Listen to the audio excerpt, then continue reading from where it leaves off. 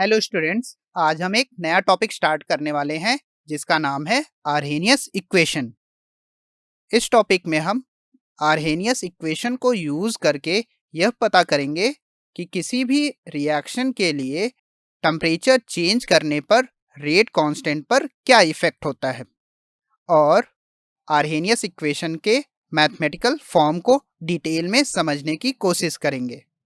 Arrhenius equation को पढ़ने से पहले वॉन टॉप के ऑब्जर्वेशन के बारे में पढ़ लेते हैं। वॉन टॉप ने डिफरेंट टेम्परेचर पर रिएक्शन के रेट कांस्टेंट को मेज़र किया और उन्होंने यह पाया यदि हम टेम्परेचर 10 डिग्री सेल्सियस इंक्रीज कर दें यानी T से बढ़ाकर T+10 कर दें तो रेट ऑफ रिएक्शन की वैल्यू डबल या ट्रिपल हो जाती है। सिंस इन्होंने हर केस में रिएक्टेंट के कंसंट्रेशन को सेम रखा है, ऐसे में रिएक्शन का रेट डायरेक्टली प्रोपोर्शनल हो जाता है रेट कांस्टेंट के। यदि हम 298 केल्विन पर रेट कांस्टेंट की वैल्यू को KT मान लेते हैं और 10 डिग्री ज़्यादा टेम्परेचर पर रेट कांस्टेंट की वैल्यू KT+10 मान लेते हैं तो वॉन टॉप के according KT+10 divided by KT की वैल्यू अप्रॉक्सीमेटली 2 से 3 के बीच में आता है। इसी रेशियो को हम टेम्परेचर कोफिशिएंट भी कहते हैं।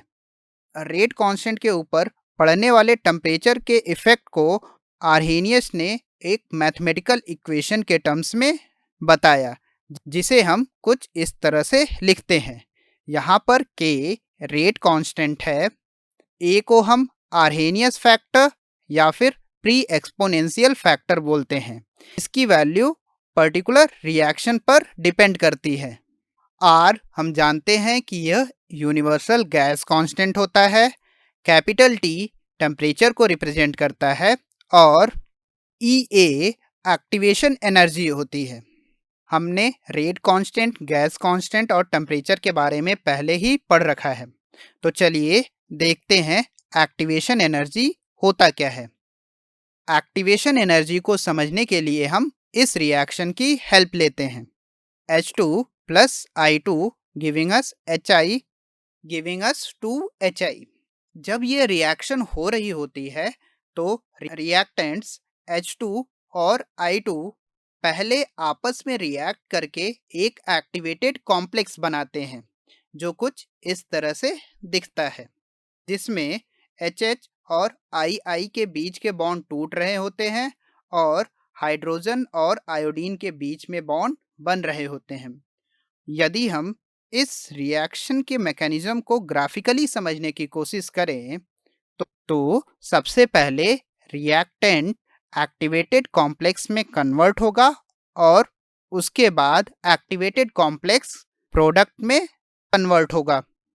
यदि हमें रिएक्शन को कराना है तो सबसे पहले रिएक्टेंट मॉलिक्यूल्स की एनर्जी को बढ़ाकर एक्टिवेटेड कॉम्प्लेक्स के एनर्जी के इक्वल करनी पड़ेगी।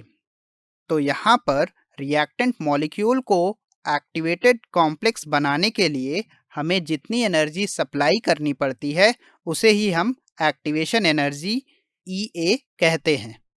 इसे हम इस तरह भी समझ सकते हैं कि किसी केमिकल सिस्टम में रिएक्टेंट मॉलिक्यूल्स को प्रोडक्ट्स में कन्वर्ट करने के लिए हमें मिनिमम जितनी एनर्जी सप्लाई करनी पड़ती है उसे ही हम एक्टिवेशन एनर्जी कहते हैं। यदि रिएक्टेंट मॉलिक्यूल्स की एनर्जी एक्टिवेशन एनर्जी से ज़्यादा होगी तभी रिएक्टेंट मॉलिक्यूल्स प्रोडक्ट फॉर्म कर पाएंगे, अदरवाइज यह प्रोडक्ट फॉर्म नहीं करेंगे। किसी भी रिएक्शन के रेट पर टेम्परेचर के इफेक्ट को हम मैक्सवेल बोल्ट्जमैन डिस्ट्रीब्यूशन ग्राफ से बहुत आसानी से समझ सकते हैं, जिसमें हम fraction of molecules versus kinetic energy के बीच में ग्राफ प्लॉट करते हैं, जो कि किसी पर्टिकुलर टेम्परेचर T पर कुछ इस तरह से दिखता है। यहाँ पर एरिया अंडर द ग्राफ हमें टोटल नंबर ऑफ मॉलिक्यूल्स के बारे में बताता है। यदि हम रिएक्शन के रेट को समझ रहे हैं तो हमने पढ़ा है कि किसी भी रिएक्शन को होने के लिए रिएक्टेंट के मॉलिक्यूल्स की एनर्जी एक्टिवेशन एनर्जी से ज़्यादा होती है। तो हम मान लेते हैं कि रिएक्शन के लिए एक्टिवेशन एनर्जी E है। तो एक्टिवेशन एनर्जी के इक्वल या फिर उससे ज़्यादा एनर्जी रखने वाले मॉलिक्यूल्स ही प्रोडक्ट फॉर्म कर पाएंगे। और अगर हमें फ्रैक्शन ऑफ मॉलिक्यूल्स की वैल्यू निकालनी है जिनकी एनर्जी एक्टिवेशन एनर्जी से ज़्यादा या फिर उसके इक्वल है, तो उसे हम इस एक्सप्रेशन की हेल्प से निकाल सकते हैं e⁻⁻ और हमने पढ़ा है कि यदि हम टेम्परेचर इंक्रीज करते हैं तो Boltzmann distribution curve right side shift होता है। तो अब आप यहाँ पर देख सकते हैं कि उन मॉलिक्यूल्स का फ्रैक्शन इंक्रीज हो गया है जिनकी एनर्जी एक्टिवेशन एनर्जी से ज़्यादा है।